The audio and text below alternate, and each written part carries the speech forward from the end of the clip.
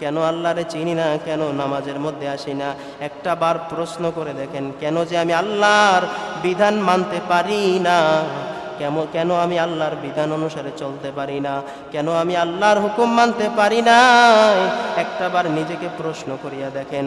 যখনই নিজেকে প্রশ্ন করবেন, রাতের বেলা প্রশ্ন করবেন, একাকী যখন থাকবেন, আমি এখন একা, ঘর অন্ধকার, ঘরের মধ্যে কোনো কিছু নাই, ঘরের লাইট বন্ধ, ঘরে কোনো মানুষ নাই, আমি এখন একা আছি, এখন কেউ নাই, আমার আশেপাশে কেউ নাই, কেউ থাকবেও না। তেমনি ভাবে চিন্তা করবেন, আমি যদি মারা যাই, মারা যাওয়ার পরে কবরের চারদিকে মাটি, দুই পাশে মাটি, উপরে দেখবো বাঁশের ছাউনি, নিচে মাটি, সামনে মাটি, পিছনে মাটি। ওই দিন চিন্তা করবেন যে আপনি কি করবেন, ওই অন্ধকারের মধ্যে কিভাবে থাকবেন। দুনিয়ার মধ্যে 1 মিনিট লাইটের আলো ছাড়া থাকতে পারেন না, কারেন্ট ছাড়া থাকতে পারেন না, বাতাস ছাড়া থাকতে পারেন না, গরমে থাকতে পারেন না, ফ্যান ছাড়া থাকতে পারেন না।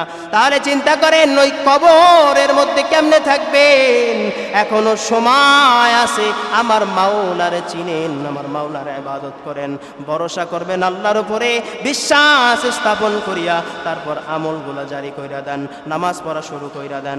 বারে বারে বলেন, কিন্তু কাজ হয় না, কারণ আমাদের এই কান থেকে ঢুকে আর এই কান থেকে বের হয়ে যায়। শুনি ঠিকই, যখন শুনি তখন, শোনার পরে আর কিছু মনে থাকে না।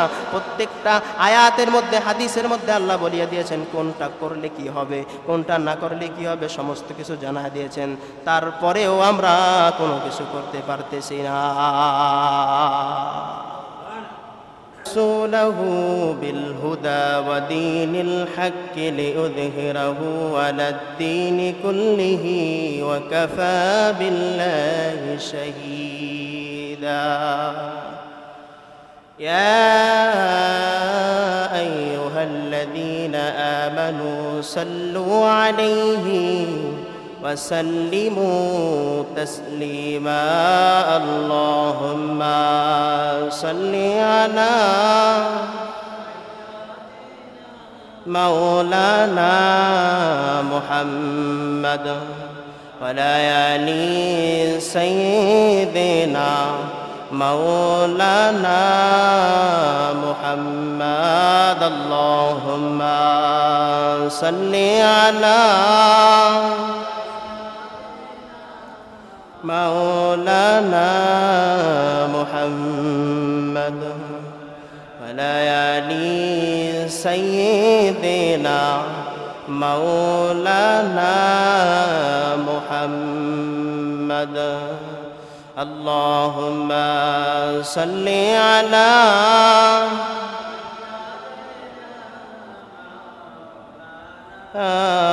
محمد وعلى آل سيدنا مولانا محمد सूरज ने दिया अपने शुआओं का पैगाम सूरज ने दिया अपने शुआओं का पैगाम सूरज ने दिया अपने शुआओं का पैगाम बाजार से गुजर हो खरीदार नहीं हो। আল্লাহ পাকের দরবারে লাখো কোটি শুকর এবং সুজুদ যে মহান আল্লাহ পাক রব্বুল আলামিন আজকে আমাদেরকে পবিত্র জুমার দিন এই জুমার মজলিসে আসার মতো এবং বসার মতো তৌফিক দান করেছে। এজন্য আমরা আল্লাহ তাআলার দরবারে, রব্বে কারিমের দরবারে মন থেকে, মন প্রাণ উজাড় করে, দিল থেকে শুকরিয়া আদায় করে দিই আলহামদুলিল্লাহ। আর শুকরিয়া যে মহান আল্লাহ পাক রব্বুল আলামিন আমাদেরকে আজকে জুমার দিন, তো আজকে আমরা আগে আগে আসতে পেরেছি, আল্লাহ আসার তৌফিক দান করেছে, এজন্য আমরা আরেকবার শুকরিয়া আদায় করি আলহামদুলিল্লাহ। আমরা পৃথিবীর শ্রেষ্ঠ জাতি মানুষ, তো আমাদেরকে আল্লাহ পাক রব্বুল আলামিন শ্রেষ্ঠ বানাইলেন, শ্রেষ্ঠ বলিয়া ঘোষণা দিলেন কোরআনুল কারীমের ভিতরে। কিন্তু আমরা আবার সিংহ দেখলে ভয় পাই না, বাঘ দেখলে ভয় পাই না। কিন্তু তারপরও আল্লাহ আমাদেরকে শ্রেষ্ঠ বানাইছেন, শ্রেষ্ঠ বলে ঘোষণা দিয়েছেন। আমরা একটা পশুর সামনে, জানোয়ারের সামনে কিন্তু আমরা নিজেরা ভয় পাই তাদের সামনে যাইতে। আবার এই মানুষই শিকার কইরা এটাকে তাদের বশে নিয়ে আসে। এজন্যই তো আল্লাহ বলছেন যে মানুষ শ্রেষ্ঠ জাতি হিসেবে আমি আল্লাহ বানাইছি, মানুষ শ্রেষ্ঠ জাতি। সকল কিছুর যাহা কিছু সৃষ্টি করেছেন সকল কিছু মানুষের গোলামি করবেন। আল্লাহ পাক বলেন, বান্দা দুনিয়ার সকল কিছু তোমাদের গোলাম, আর তোমরা করবা আমি আল্লাহর গোলামি। তোমাদেরকে তো আমি বানাইছি আমার গোলামি করার জন্যই। কার গোলামি করব? আল্লাহর গোলামি করব। আল্লাহ বলেন, বান্দা দুনিয়ার সমস্ত কিছু বানাইলাম আমি তোর জন্য, সমস্ত কিছুর নিয়ামত, যত নিয়ামত দেখো সব তোর জন্য। কিন্তু আমি আল্লাহ তোরে বানাইছি, সমস্ত নিয়ামতও দিয়েছি, কিন্তু আমি আল্লাহ তোরে বানাইলাম তার কারণ হলো সর্বসাকুল্যে যাহা কিছুই দুনিয়ার মধ্যে করো না কেন, সর্বপ্রথম আমি আল্লাহর গোলামি করা লাগবে। কার গোলামি? আল্লাহর গোলামি করবো কারা? আমরা। আর পশু পাখি যত কিছু আল্লাহ তাআলা সৃষ্টি করেছেন এগুলো আমাদের জন্য, আমাদের গোলামি করবে। এখন দুনিয়ার মধ্যে আমরা কার? দুনিয়ার মধ্যে আসলাম, দুনিয়ার মধ্যে আসার পরে, জন্মগ্রহণ করার পরে সর্বপ্রথম দেখেছি কারে? যখন বুঝ ব্যবস্থা হয়েছে সর্বপ্রথম সন্তান চিনে তার মাকে, তার বাবাকে। আস্তে আস্তে তাদেরকে বাবা মা ডাকে, তারপর বাবা মার মাধ্যমে তার আত্মীয় স্বজন, এভাবে সব কিছু চেনে। সর্বপ্রথম পরিচয় হলো বাবা মা। সর্বপ্রথম চিনে বাবা মাকে। বাবা মা যদি তার আসল বাবা মাও যদি না হয়, তারপরেও সন্তান ছোটবেলা থেকে যাকেই বাবা মা ডেকেছে ওই তার বাবা মা। ও কিন্তু প্রকৃতপক্ষে জানে না যে আমার বাবা তিনি আমার বাবা, তিনি আমার মা, ও কিন্তু জানে না। কিন্তু বোঝার পর থেকে জানছে এটা আমার বাবা, এইটা আমার মা। ওই বোঝার পরে যখন জানছে তখন কিন্তু বিশ্বাস করছে এটাই আমার বাবা, এটাই আমার মা। এজন্য আমরা আল্লাহকে দেখি নাই, আল্লাহকে দেখিও নাই, শুনেছি, কোরআনে পড়েছি, হাদিসের মধ্যে পড়েছি, আলেমদের মুখে শুনেছি। তেমনি ভাবে শোনার পরে বিশ্বাস স্থাপন করা, এইটার নামই হলো ঈমান। যেমন বাবা মার প্রতি বিশ্বাস করেছো, তেমনি ভাবে বিনা স্বার্থে না দেখা আল্লাহকে বিশ্বাস করাটাই হলো ঈমানের পরিচয়।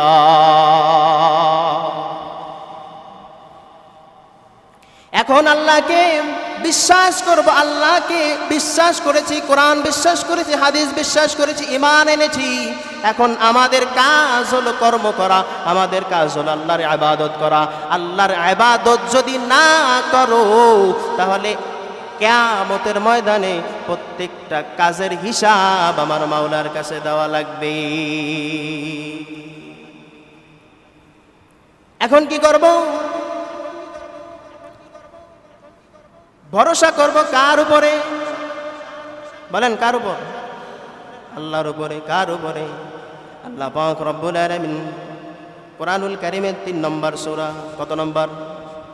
৩ নম্বর সূরার ১৭৩ নম্বর আয়াতের মধ্যে আল্লাহ বলেন, আল্লাযীনা ক্বালা লাহুমুন নাসু ইন্নান নাসা قد جمعوا لكم فاخشوهم فزادهم إلا إيمانا وقالوا حسبنا الله ونعم الوكيل।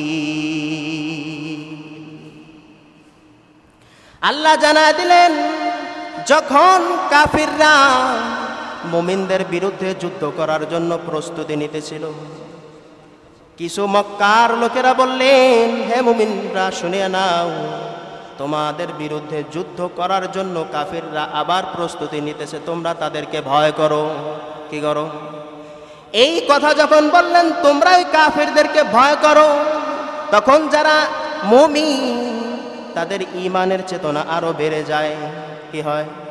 ঈমানের চেতনা আরো বেড়ে যায়। যখন ঈমানের চেতনা বাড়িয়া যায় তখন বলে হাসবুনাল্লাহু ওয়া নি'মাল ওয়াকিল, আল্লাহই আমাদের জন্য যথেষ্ট, তিনি হলো কর্মবিধায়ক। তাহলে এখানে কার উপরে ভরসা করেছে? কথা কয় না। কার উপরে?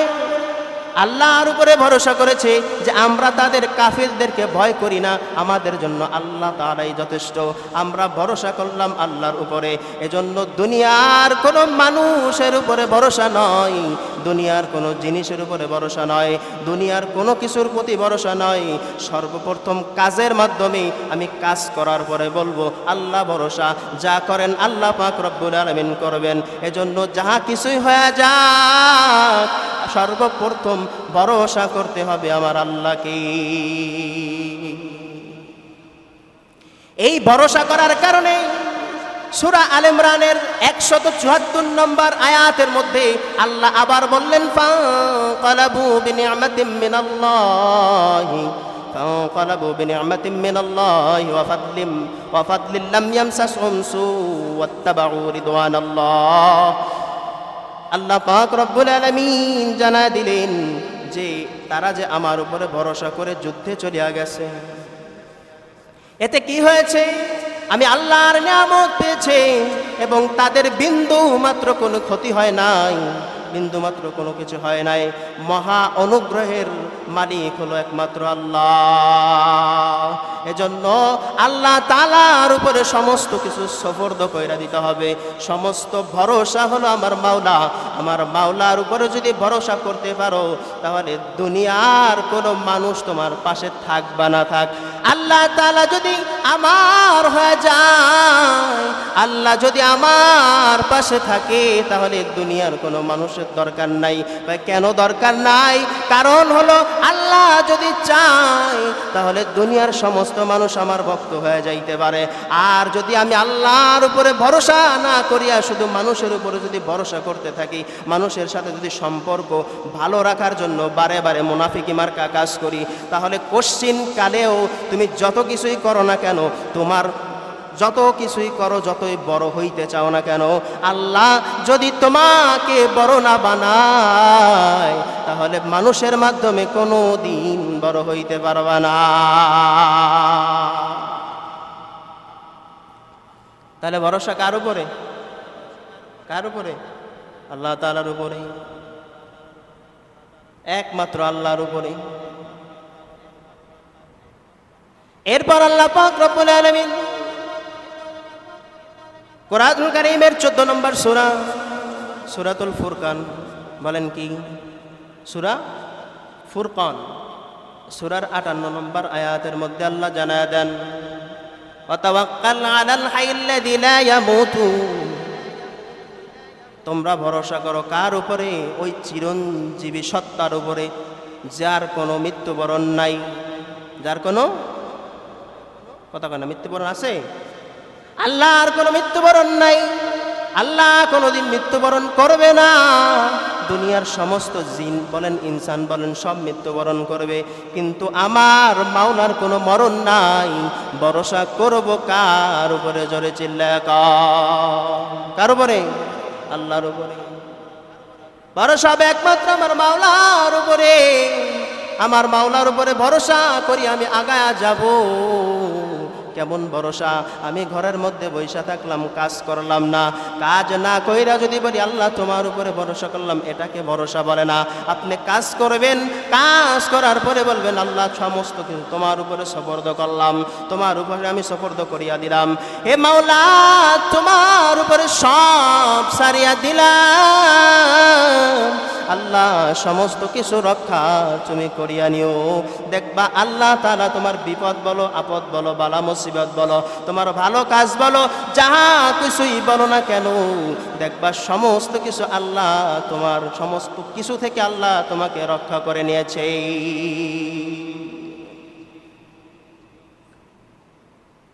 এজন্য ভরসা কার উপরে? আমার আল্লাহর উপরে ভরসা করব, দুনিয়ার কোনো মানুষের উপরে নয়। করব নাকি? বলেন করব? না না, একমাত্র ভরসা হবে কার উপরে? আল্লাহর উপরে।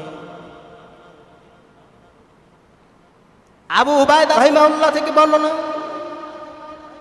এক ঘটনার ভিতরে আছে, এক আল্লাহর বান্দা বসরায় বাস করতেন, এখান থেকে মরু প্রান্তে সফর করবেন। সফরের উদ্দেশ্যে আল্লাহর বান্দা রওনা দিয়েছেন। তার একটা কুকুর ছিল, কুকুরটা তার পিছু নিয়েছেন। এখন তিনি কুকুরটাকে আঘাত করা শুরু করলেন, প্রহার করা শুরু করলেন। আঘাত করার পরেও যায় না, তারপর পাথর দিয়ে আঘাত করলেন, তারপরেও কুকুরটা যায় না। না যাওয়ার কারণে কি করবে, কিছুই করতে পারতেছে না। এক পর্যায়ে তিনি যাচ্ছেন, কুকুরও পিছন পিছন যাচ্ছেন। এক স্থানে যাওয়ার পর তার ওই লোকের কিছু শত্রু বাহিনী তাকে অ্যাটাক করলেন। অ্যাটাক করার পরেই বান্দাকে আঘাত করা শুরু করলেন। যখনই আঘাত করা শুরু করলেন, তার সাথে তার একজন প্রতিবেশী ভাই ছিল এবং তার একজন ভাই ছিল। যখনই তাকে আঘাত করা শুরু করলেন, দুই ভাই দুইজনেই পালায়ন করলেন। এবার আল্লাহর বান্দারে আঘাত করার পরে আঘাত করিয়া তারপরে কূপের মধ্যে ফালাইয়া মাটি দিয়া চাপা দিয়া দেয়। এখন তারা মনে করেছে, ওই শত্রুরা মনে করেছে এই বান্দার বাঁচবে না, বান্দা মরে যাবে। এবার এই দৃশ্য কুকুর দেখার পরে ওই কুকুর কূপের কাছে যায়। যাওয়ার পরে ওই মাটি খনন করা শুরু করছে তার নখ দিয়া। মাটি খনন করতে করতে তার মাথাটা বের হয়ে গেছেন। ওই পর্যায়ে যখন মাথাটা বের হয়েছে, তার মৃত্যু প্রায় অবধারিত, শ্বাস নিতে পারে না। মাথাটা যখন বের করেছে তখন তিনি স্বস্তি পেয়েছেন। এই দৃশ্য কিছু লোক দূর থেকে দেখতেছেন যে কুকুরটা এখানে যেন কি করতেছে। কুকুরের এই দৃশ্য দেখে মানুষগুলো আসলেন। আসার পর মানুষগুলা দেখতেছে ওই বান্দা কূপের মধ্যে প্রায় শ্বাসরোধ হয়ে গেছে তার। তখন কি করবে, তাকে মাটি খনন করে সকলে উঠাইয়া তার বাড়ির মধ্যে দিয়ে আসলেন। কি করলেন? তার বাড়ির মধ্যে রাইখে আসলেন। এখন দেখেন কুকুরটাকে আঘাত করার পরেও যায় না, মালিকের পিছন ছাড়ে না। যখনই ভাই তাদের সঙ্গে যে মানুষগুলা ছিল, ওই মানুষগুলাকে যখন আঘাত করেছেন, যখন তাকে আঘাত করেছেন, মানুষগুলা পালায়ন করেছেন। আর কুকুরটা যায় নাই, কুকুরটা মাটি খনন করে মালিককে বাঁচানোর চেষ্টা করেছেন। কি করেছেন? কুকুরও মালিকের ভক্ত, কুকুরও মালিকের গুণ গায়। নুন খাইছে যার, গুণ গায় তার। আর তুমি আমি যেই মালিকের সৃষ্টি, যেই মালিক তোমারে আমারে বানাইলো, ওই মালিকের গুণ আমরা গাই না। আমরা দুনিয়ার জন্য ব্যতিব্যস্ত হয়ে যাই, কিন্তু মালিকের চিনি না। আল্লাহর উপরে ভরসাও করতে পারি না। আল্লাহর উপরে আমাদের ভরসা নাই বললেই চলে। কারণ দুনিয়ার মানুষ এখন সর্বসাকল্যে আল্লাহর ইবাদত থেকে দূরে, ইসলাম থেকে দূরে, শরিয়াত থেকে দূরে চলে যাচ্ছে আস্তে আস্তে আস্তে আস্তে। কিয়ামত অবধারিত আসছে, আর কিয়ামতের আলামতগুলো দেখা যাইতেছে। কুকুর যদি মালিকের ভক্ত হয়, তুমি আমি কেন পারলাম না আল্লাহর ভক্ত হইতে? কেমনে পারবো? আল্লাহর গুণই তো গাই না, আল্লাহর গুণ গাওয়ার সময় নাই। কারণ আমার হাতে সময় আছে অপচয় করার সময়। কেমন সময় অপচয় করি? দোকানের মধ্যে বসে জুয়া খেলার মতো সময় আমার হাতে আছে। গজবের মোবাইলের মধ্যে খারাপ ভিডিও দেখার মতো সময় আমার আছে। গুনার কাজ করার মতো সময় আমার আছে। দাওয়াত দিয়া দিয়া গুনার কাজ করি, দাওয়াত দিয়া দিয়া জুয়ার ময়দানে নিয়ে যায়, আসো আসো জুয়া খেলো, আমাদের সাথে খেলবো আজকে। করে কি করে না? কথা কয় না, করে না কেউ? আপনাদের এলাকায় নাই? আছে তো কথা বলেন না কেন? যেটা হয় সেটা না বললে হয়, চুপ করে বসে থাকলে কিছুই বুঝবেন না। আছে না? এরকম দাওয়াত দেয় কি দেয় না? কয় নামাজের জন্য কেন দাওয়াত দাও না? কয় নামাজের জন্য যদি দাওয়াত দিতে যাই তাহলে আসবে না, আর বলবে নতুন নামাজে জ্বালাইছো নাকি। কয় কি কয় না? তোমার নামাজ তুমি পড়ো, তোমার কবরে তুমি যাবা, আমার কবরে আমি যাব, তোমার এত টেনশন করার দরকার নাই। কিন্তু আল্লাহর বান্দা শুনিয়া নাও, আল্লাহর কাছে তোমার জবাব দিয়ে করতে হবে। এইটা কিন্তু মানুষের কাছে করো আর না করো, আল্লাহর কাছে করতে হবে, এইটা থেকে কোনো রক্ষা পাইবা না। পাইবেন রক্ষা? পাবেন। এজন্য ভরসা কার উপরে? কার উপরে করো? আল্লাহ তাআলার উপরে। সমস্ত কিছু সুপর্দ আমার মাওলা, যা কিছু হয়ে যায় সমস্ত কিছু আল্লাহর উপরে।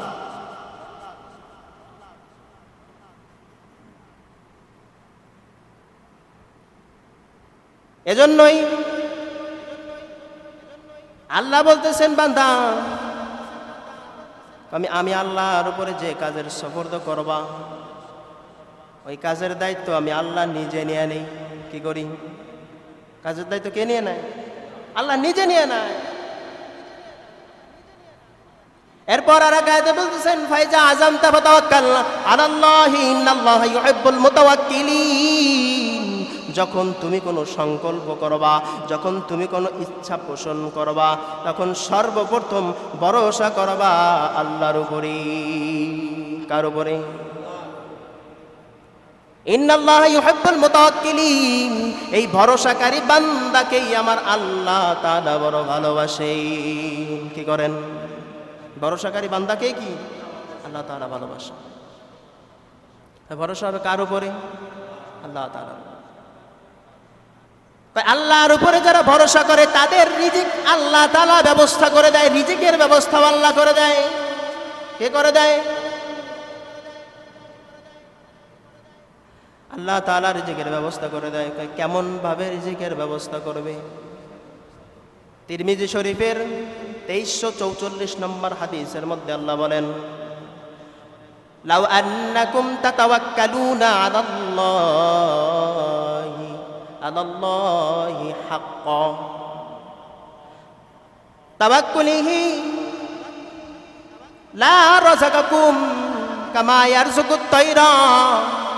আল্লাহ তাআলা জানায় দিতেছেন, বান্দা যদি আমি, হাদিস শরীফের মধ্যে রাসূল সাল্লাল্লাহু আলাইহি সাল্লাম জানায় দিচ্ছেন, বান্দা যদি আল্লাহর উপরে ভরসা করে তাহলে বান্দাকে আল্লাহ পাক রব্বুল আলামিন পাখির মতো রিজিক দিবেন। কিসের মতো? পাখির মতো। কেমন ভাবে পাখির মতো রিজিক দিবে? পাখি যেমনি ভাবে সকাল বেলা খালি পেটে বের হয়ে যায়, সন্ধ্যা বেলা যখন ভরা পেটে ফিরে আসে, তেমনি ভাবে আমি দুনিয়ার আমার উপরে আল্লাহর উপরে যে ভরসা করবে তাকে আমি তেমনি ভাবে আমি আল্লাহ রিজিক দিয়া দিব। সুবহানাল্লাহ আওয়াজ নাই?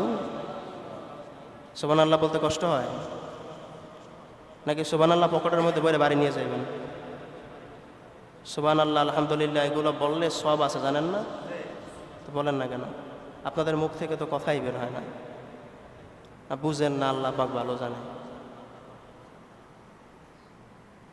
আবার যদি বলে কথা বলেন না কেন, তাইলে বলে আপনারা রাগ হন। যাক, কথা বলবেন, যেটা বুঝেন সেটা বলবেন, না বুঝলেও বলবেন হয় বা না, ঠিক কি না, ঠিক আছে না? এগুলা বলা দরকার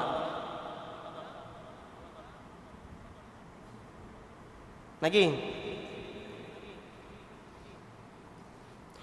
আবার আয়াতের মধ্যে আল্লাহ পাক রব্বুল আলামিন বলেন, ওয়া মান ইয়াতাওয়াক্কাল আলাল্লাহি ফাহুয়া হাসবু। যে বান্দা আল্লাহর উপরে ভরসা করে। কার উপরে? আল্লাহর উপরে ভরসা করলেন। আল্লাহর উপরে ভরসা করলে আল্লাহ বলেন এই বান্দার জন্য আমি আল্লাহ যথেষ্ট হয়ে যায়।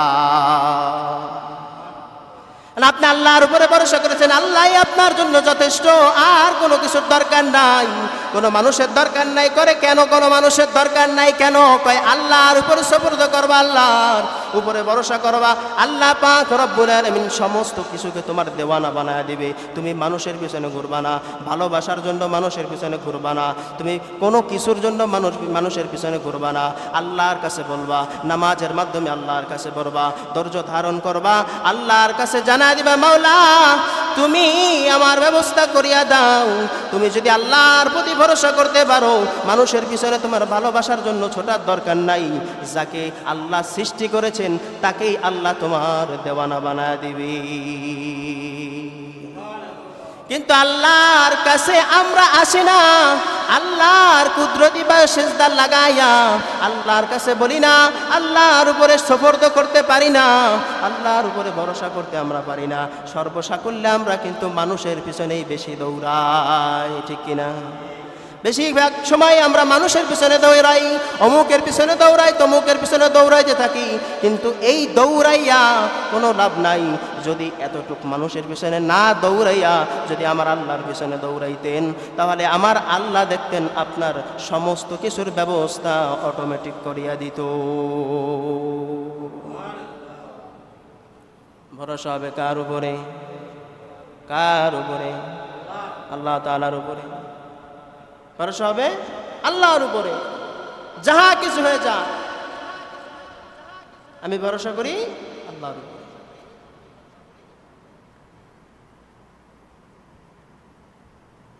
এরপর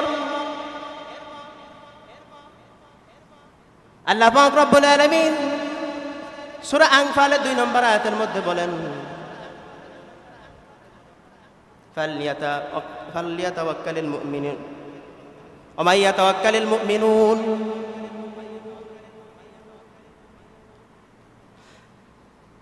আল্লাহ পাক রব্বুল আলামিন আয়াতের মধ্যে জানা দেন যে বান্দা আল্লাহ তাআলার আয়াত সমূহ যখন পড়ে, মুমিনরা যখন আল্লাহ তাআলার আয়াত পড়ে, কি করে? কোরআনের আয়াত যখন পড়ে তাদের ঈমান আরো বৃদ্ধি পায়। কি হয়? আরো বৃদ্ধি পায়। এবং যখন তারা কোনো কাজ করে, যা কিছু করে, তারা ভরসা করে কার উপরে? আল্লাহর উপরে। আল্লাহ পাক রব্বুল আলামিন আর এক জায়গায় জানায় দেয়, যারা মুমিন তারা ভরসা করবে কার উপরে?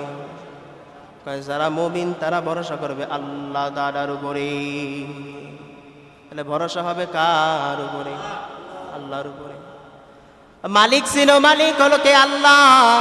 সমস্ত কিছু ছাইরা দিবা আমার আল্লাহর উপরে, দেখবা সমস্ত কিছুর ব্যবস্থা আল্লাহ তাআলা করিয়া দিবে। এক লোক এক বাদশার কাছে যাচ্ছিলেন, পথিমধ্যে একটা কবরস্থানের দিকে চোখ পড়েন। চোখ পড়ার পরে দেখতেছেন কবরস্থানের পরে একটা কুকুরের কবর লেখা আছে। এটা কুকুরের কবর। কিসের কবর? কুকুরের কবর। তারপর চিন্তা করলেন কি করব? যে এই কবরের উপরে লেখা আছে এটা কুকুরের কবর, যদি কেউ যেতে চান তাহলে ওই গ্রামে যান। এই কুকুরের সম্পর্কে যদি জানতে চান তাহলে ওই গ্রামে যান যেখানে এই কুকুরটা ছিল। এখন আল্লাহর বান্দা জিজ্ঞাসা করতে করতে, মানুষের কাছে জিজ্ঞাসা করতে করতে ওই গ্রাম পর্যন্ত চলে যায়। গ্রাম পর্যন্ত যাওয়ার পর একজনের কাছে জিজ্ঞাসা করেন কুকুর সম্পর্কে কেউ জানে নাকি? এক ব্যক্তি তাকে এক বৃদ্ধা লোকের কাছে নিয়ে যায়।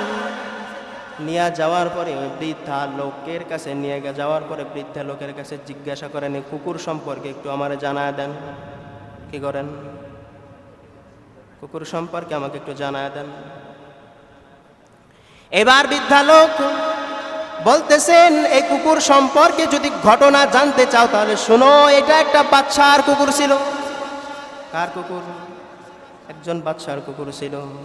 ওই কুকুরের একটা আশ্চর্যমূলক ঘটনা আছে, সেটা হলো এই কুকুরকে বাদশা বড় ভালোবাসতেন। সকালে যা খাইতেন বাদশা, যা খাইতেন কুকুরটাকে তাই খাওয়াইতেন, রাতে যা খাইতেন রাতেও কুকুরটাকে তাই খাওয়াইতেন। আর এই বাদশা ছিল ভ্রমণ করার জন্য খুব পাগল, শিকার করার জন্য খুব পাগল ছিল। হঠাৎ একদিন ভ্রমণে বের হয়ে যাইবে, ভ্রমণে যাইতেছেন বাদশা, ভ্রমণে চলে গেলেন। ভ্রমণে যাওয়ার আগে তার একজন লোকের কাছে জানায় গেলেন যে বাবুর্চিকে বলবা আমার জন্য যেন দুধ দিয়া রুটি ভিজাইয়া তারপর জন্য রাইখা দেয়, আমি আইসা খাবো। এই খাবারটা বাদশা বড় পছন্দ করতেন। কি করতেন? বড় পছন্দ করতেন। এই কথা বলার পরে যেমন কথা তেমন কাজ বলিয়া বাদশা ভ্রমণে চলে গেলেন। কেউ সুন্দরভাবে রুটি ভিজাইয়া সুন্দরভাবে ব্যবস্থা করিয়া খাবারের ব্যবস্থা করে তিনি রেখে দিলেন, কিন্তু রাইখা দেওয়ার সময় তিনি ঢাইকা রাখতে তার খেয়াল নাই। ঢাইকা রাখতে খেয়াল নাই। রাজপ্রাসাদের কোনো এক কোণা থেকে একটা বিষধর সাপ এসে ওই দুধের মধ্যে মুখ দিয়া বিষ ছেড়ে দিলেন। কি করলেন? এইটা তার একজন দাসী দেখেছেন, আর ওই কুকুরটাও এটা দেখেছেন। দেখার পরে দাসীও দেখেছেন, কুকুরও দেখেছেন। এবার বাদশা যখন ভ্রমণ থেকে ফিরে আসলেন, আসার পরে বললেন আমার রুটি কোথায়? দুধ আর রুটি আমার কাছে নিয়ে আসো, আমি খাবো। যখন বাদশার সামনে ওটা পরিবেশন করতে যাবেন তখন দাসী তাকে ইশারা দিয়েছেন, কিন্তু ইশারা দেওয়ায় তারা কিছু বুঝতে পারে নাই। এক পর্যায়ে বাদশার সামনে যখন খাবার নিয়ে গেলেন, খাবার নেওয়ার পরে বাদশা প্রতিদিনের মতো রুটি থেকে ছিটাইয়া মেরেছেন কুকুরের দিকে। কুকুর খায় না, কুকুর ঘেউ ঘেউ শুরু করে দিয়েছেন। কি করতেছেন? ঘেউ ঘেউ শুরু করেছেন, খাবারের ধারে কাছেও যায় না। বাদশা তো বুঝতে পারতেছে না কি বলতে চায়। বারে বারে যখন বাদশা খাবার গ্রহণ করতে যাবে তখন আরো বেশি চেঁচায়। যখনই আরো বেশি চেঁচাইল তখন বাদশা বলতেছেন যে এইটার মধ্যে কোনো না কোনো কারণ আছে।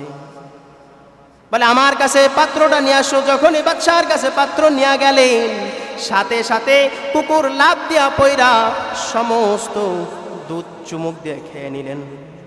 খেয়ে নেওয়ার সাথে সাথে বিষের প্রক্রিয়ায় তিনি ওইখানেই মারা গেলেন, কুকুর ওইখানেই মারা গেলেন। মারা যাওয়ার পরে বাদশা বললেন আমার জন্য কুকুর নিজের জীবন বিসর্জন দিয়ে দিল, আমি এই কুকুরকে দাফন করব, কেউ ধরবা না। তারপর ওই কুকুরকে বাদশা দাফন কইরা ওইখানে কবরের উপর একটা গম্বুজ বানাইছে। গম্বুজ বানায় ওইখানে লেখা দিয়েছে এটা হলো কুকুরের কবর। কিসের কবর? কুকুরের কবর। দেখেন একটা মনিবের জন্য বাদশা, তার মনিব ছিল, মনিবের জন্য কুকুর তার জীবন দিয়ে দেয়। আর আমাদেরকে যেই মাওলা সৃষ্টি করলেন ওই মাওলাকেই এখন চিনি না। দুনিয়ার মধ্যে আইসা আমাদের মন চাই জেন্দিগির মতো চলতেছি, যেমন মনে চাইতেছে তেমন চলতেছি, যা মনে চায় তাই করি। ভরসা আল্লাহর প্রতি নাই, বিশ্বাস আল্লাহর প্রতি করি, কিন্তু আল্লাহর কাজ করি না, আল্লাহর কাজ করতে পারি না। মসজিদের মধ্যে আসি না, নামাজ আদায় করি না, নামাজ আদায় করতে পারি না। কেন যে করি না? কেন আল্লাহকে চিনলাম না? দুনিয়ার সমস্ত মানুষকে চিনলাম, কেন আমার মনিবকে আমি চিনলাম না?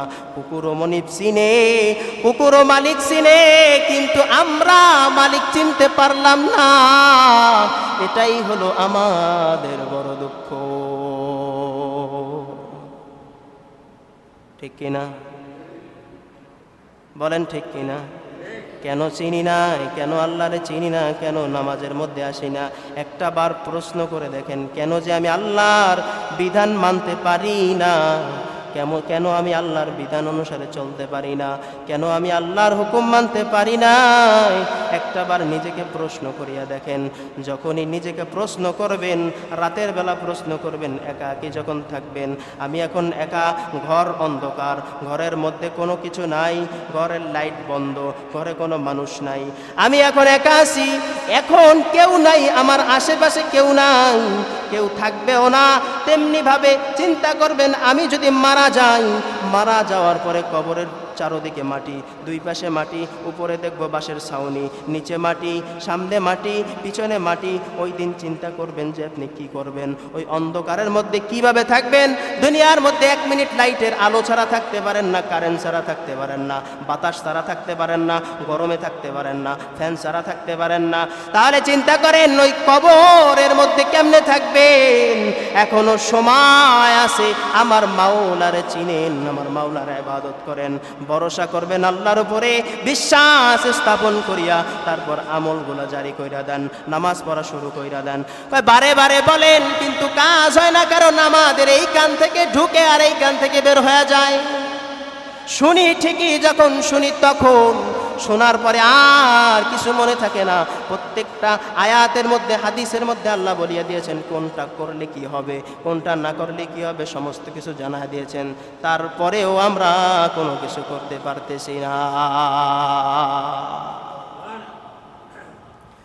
আর এক বান্দা এরকম, তার একটা কুকুর ছিল। কি ছিল? এখন আর এক লোক দেখতেছেন কুকুরটারে বড় আদর করে। কি করে? কি করে? কুকুরটাকে বড় আদর করে, কাপড় দিয়ে ঢাইকা রাখে। এই দৃশ্য দেখার পর আল্লাহর বান্দার মধ্যে আগ্রহ জাগলো যে এইটা কেন করে, কুকুরটারে এত ভালো কেন বাসে, কারণ কি?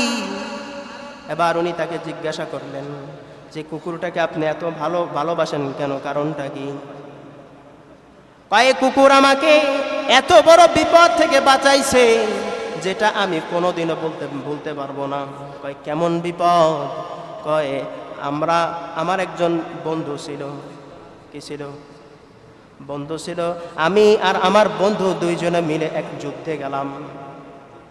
যুদ্ধে যাওয়ার পর যুদ্ধ করলাম। যুদ্ধ করার পর আমরা যখন ফিরতেছি, ফেরার পথে যখন বাড়ির কাছাকাছি আসলাম, তখন আমরা একটা জায়গায় বিশ্রাম নিতে বসলাম। কি করলাম? বিশ্রামের জন্য বসলাম। আমরা বিশ্রাম করতেছি, কুকুরটাও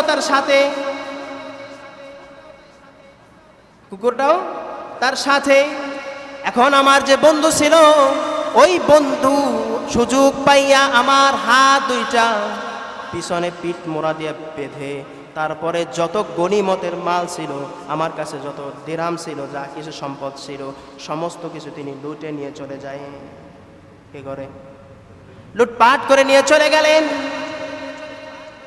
আর আমারে বেঁধে একটা নির্জন জায়গায় ফালায়া দিলেন। ফালায়া দেওয়ার পর আমি কোনো দিকে কিছু করতে পারতেছি না, কারণ আমার হাত পা বাঁধা। কি করা? হাত পা বেঁধে ফালায়া দিলেন। ফালায়া দেওয়ার পরে কোন দিক যাবে, কি করবে, কিছুই করতে পারে না। এখন কুকুরটা তার সঙ্গেই রয়েছে, তার সঙ্গেই ছিলেন। কুকুরটা রাত্র কাটানোর পরে সকালবেলা যখন যায়, সকালবেলা যাইয়া কোন জায়গা যেন চলে যায়। আল্লাহর বান্দা উঠে দেখে সকালে কুকুরকে পায় না। কিছুক্ষণ পর দেখে কুকুর মুখে করে একটা রুটি নিয়ে আসছে। রুটি আইনা ওই রুটিটা তার কাছে দেয়, তিনি ওই রুটিটা খাইলেন। খাওয়ার পরে একটা জায়গায় পানি দেখা যায়, তিনি হামাগুড়ি দিয়া সেইখানে যায় পানি পান করলেন। পানি পান করার পরে তারা রাত্রবেলা, কুকুর আর ওই বান্দা রাত্রবেলা বিলাপ করতে করতে রাত্র কাটা দিলেন। পরের দিন সকাল যখন হয়ে যায়, সকালবেলা আবার উঠিয়া দেখে কুকুর নাই। আবার কুকুর কখন জানি একটা রুটি নিয়ে আসছেন। রুটি নিয়ে আসার পরে রুটিটা তার কাছে দিলেন। যখন তিনি ওই রুটিটা খাইলেন, আগের মতো আবার পানি পান করলেন। ওই দিন রাত্র কেটে গেলেন। 3 দিনের দিন রাত্র কাটার পর যখন 3 দিনের দিন সকাল যখন হইলেন, তখন আবার কুকুর যিনি কোথায় চলে গেছেন। যাওয়ার পরে আবার উনি মনে করছেন হয়তো আমার জন্য রুটি আনতে গেছেন। যেইটা ভেবেছেন সেইটাই হয়েছে। কুকুর রুটি নিয়ে আসলেন, আসার পরে তাকে রুটি খাইতে দিলেন। যখন তিনি রুটি খাইতেছেন, তখন দেখতেছেন তার ছেলে তার পাশে দাঁড়ায় কান্না করতেছেন। আর ডাক দেয়া বলতেছেন, বাবা আপনার কি হয়েছে, আপনার এই অবস্থা কেন? এবার ওই আল্লাহর বান্দা তার ছেলেকে বলতেছেন, বাবা আমি যে এইখানে তুমি কেমনে জানলা? কয় বাবা আমি জানতাম না। এই 3 দিন পর্যন্ত কুকুরটা আমাদের কাছে যায়, আমরা যখন রুটি দেই তখন রুটি নিয়ে চলে আসে, তিনি খায় না। 3 দিন পর্যন্ত দেখার পরে কুকুরটা তো আপনার সাথেই ছিল, কিন্তু আপনি আসেন না, কুকুরটা আসছে, আমাদের একটু সন্দেহ হইল। আমি যখন আজকে কুকুরের পিছন আসলাম, আইসা দেখলাম আপনি এখানে রয়েছেন। এজন্যই আমি আসছি যে কুকুরটা 3 দিন পর্যন্ত যায়, কিন্তু আপনাকে দেখি না, কুকুরটাকে দেখি এবং রুটি দেই, রুটি না খায়া চলে আসে, রুটি খায় না, নিয়ে চলে আসে। কি করে দেখব, সেজন্য আসলাম। আসার পর দেখি আপনি এখানে। এবার আল্লাহর বান্দা বলে, কুকুর আমাকে এত বড় বিপদ থেকে বাঁচাইলো। তাহলে দেখেন, মানুষের থেকেও কুকুর ভালো, মানুষ কি পরিমাণ খারাপ। যাকে বিশ্বাস করেছে যে বন্ধু, ওই বন্ধুও তার সাথে বেঈমানি করেছে। আর কুকুর মনিবের সাথে বেঈমানি করে নাই, মনিবকে কিন্তু সে ঠিকই উদ্ধার করেছে। আর আমরা মানুষ হইয়া আল্লাহর নিয়ামত পাইয়া, আল্লাহর নিয়ামত খাইয়া, তারপরে আমার যে মালিক, আমার যে আল্লাহ, ওই আল্লাহকেই আমি চিনি না, ওই আল্লাহকেই আমি চিনলাম না, আল্লাহর ইবাদত করতে পারলাম না। তাহলে মনে করেন কুকুরের থেকেও আমরা নিকৃষ্ট। আল্লাহ পাক রব্বুল আলামিন কোরআনের মধ্যেই বলেছেন, মানুষ তো জানোয়ারের থেকেও নিকৃষ্ট। এখন প্রমাণ পাওয়া যায় যে মানুষ আল্লাহ চিনে না, মানুষের মধ্যে মনুষ্যত্ব নাই, মানুষকে মানুষ ঠগায়, মানুষকে মানুষ ধোঁকা দেয়, মানুষকে মানুষ ধোঁকার মধ্যে ফেলায়, মানুষকে মানুষ কষ্ট দেয়। মানুষকে মানুষ কষ্ট দেওয়ার পরে এটাও মনে করে না যে আমার আল্লাহ আছে, বিচার আমার আল্লাহ করবে, এইগুলাও মনে করে না। কারণ আল্লাহর প্রতি বিশ্বাস স্থাপন করেছে, কিন্তু আল্লাহর যেগুলো আমল করতে বলেছেন সেগুলো করতে পারে না, সেইগুলো করে না। তাহলে আমরা হলাম হতভাগা যে কুকুর মনিবের হুকুম মানে, মনিবকে ছাড়ে না, কিন্তু আমরা আল্লাহকে বারে বারে ভুলে যাই। ঠিক না? তাহলে সমস্ত কিছুর ভরসা কার উপরে? একটা কুকুরও তার মালিককে কি করে? ভরসা করে। একটা কুকুর তার মালিকের গুণগান গায়, যার নুন খায় তার গুণ গায়। আর আপনাকে আল্লাহ নিয়ামত দিতেছে, আল্লাহ আপনাকে খাওয়াই রাখতেছে, আল্লাহ আপনাকে সমস্ত কিছু দিতেছে, সমস্ত নিয়ামত দিতেছে, কোনো জায়গায় কোনো কমতি রাখে নাই। আপনার বাসা আছে, আপনার খাবার আছে, আপনার টাকা পয়সা, আপনার যত কিছু প্রয়োজন আল্লাহ দিতেছে, কিন্তু আপনি আল্লাহকে ভুলে যান। কয় আল্লাহ কেমনে দেয়? কয় আল্লাহ যদি সব কিছু দেয়, আল্লাহ যদি সূর্যটা না উঠাইতো কেমন ভাবে সব ফসল হইতো চিন্তা করেন। আল্লাহ যদি দিন না দিত আপনি কেমনে ভাবে কাটাইতেন? আল্লাহ যদি রাত্র না দিতে কেমনে ভাবে ঘুমাইতেন? আল্লাহ যদি আপনাকে সমস্ত কিছু আল্লাহ আপনাকে দিয়েছেন, রাত্র দিয়েছেন, দিন দিয়েছেন, সূর্য দিয়েছেন, আল্লাহ সব কিছু দিলেন।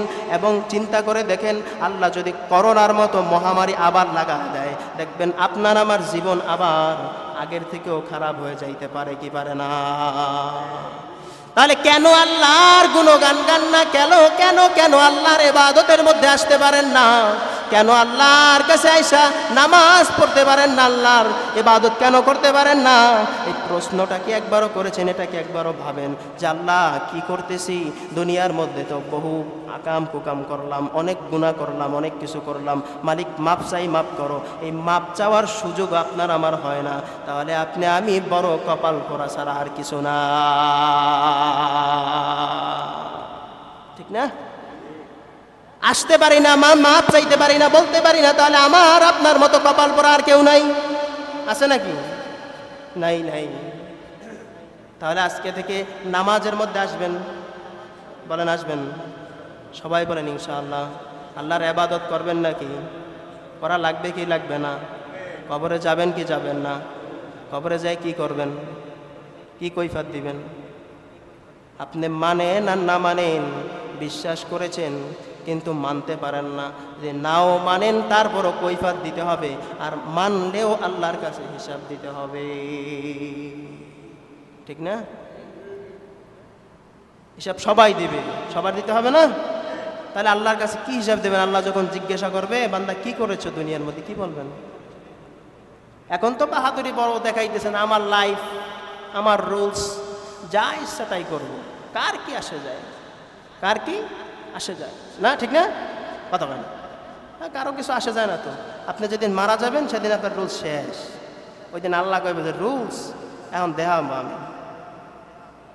তখন রোজ কেটা দেখাইবে? আল্লাহ তো আপনার ছাইরেই দিয়েছে, আল্লাহ আপনাকে কি করছে? ছেড়েই দিয়েছে, আপনার স্বাধীনতা দিয়ে দিয়েছে, করেন না, আপনি মানা করছে কি?